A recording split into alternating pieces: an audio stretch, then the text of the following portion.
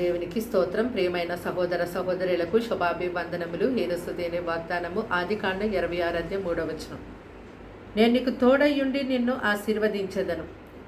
చూడండి, దేవుని యొక్క ఆశీర్వాదములు నాకు నా కుటుంబంలో ప్రతి ఒక్కరికి కావాలి అని చెప్పి ప్రతి ఒక్కరు కూడా ఎంతో ఆశతో దేవుని వైపు చూస్తూ ఉంటారు.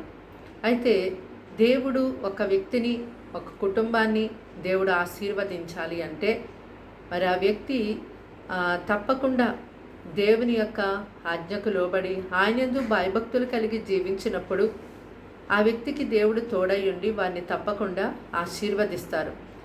అబ్రహాము దేవునందు భయభక్తులు కలిగి దేవునందు విశ్వాసం ఉంచి దేవుని ఆజ్ఞకు లోబడి జీవించాడు. అబ్రహాముని దేవుడు ఆశీర్వదించారు. అలాగే తన కుమారుడైనటువంటి ఇస్సాకు కూడా మరి తన తండ్రి ఏ విధంగా దేవునందు భయభక్తులు కలిగి దేవుని ఆజ్ఞకు లోబడి జీవించారో ఆ రీతిగా ఆయన కూడా జీవించినందుకు మరి దేవుడు ఇస్సాకు గారిని కూడా ఎంతో గొప్పగా ఆశీర్వదించారు.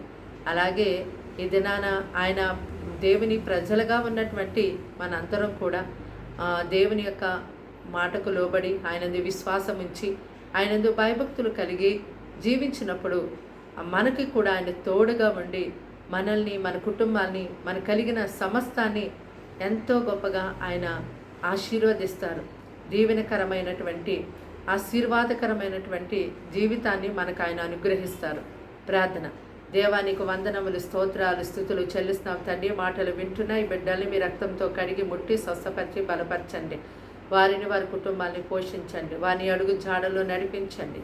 అయ్యా అబ్రహాము వలె, ఇస్సాకు వలె అయ్యా తండ్రి నీ ఆజ్ఞకు లోబడి నీ యందు భయభక్తులు కలిగి జీవించేవారిగా వీరిని లేవనెత్తండి. అయ్యా నీ ఆశీర్వాదం, నీ కృప, నీ కాపుదల వీరికి ఎంతో గొప్పగా దయచేయమని, సమస్త విషయాల్లో కృప చూపించమని, కీడు నష్టం నుంచి అపాయం నుంచి వీరిని తప్పించి కాపాడమని యేసు నామమున ప్రార్థన సమర్పించని వేడుకుంటున్నాం తండ్రి. ఆమేన్.